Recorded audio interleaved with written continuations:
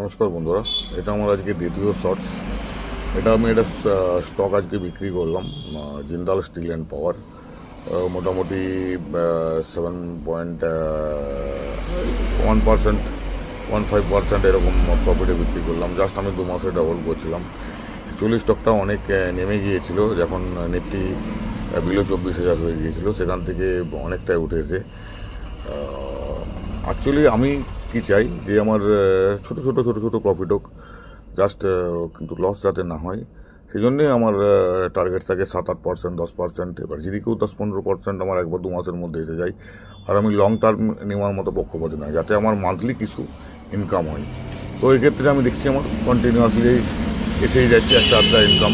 যদি আমি সেরকম একটা হিসাব করি, এই মাসে অলরেডি আমি সুইং ট্রেডিং করে 5,000 টাকা স্টক বিক্রি করে দিয়েছি। এটা জাস্ট কোনো বাই সেল বা রেকমেন্ডেশন না, জাস্ট আমার নলেজটা শেয়ার করলাম। থ্যাংক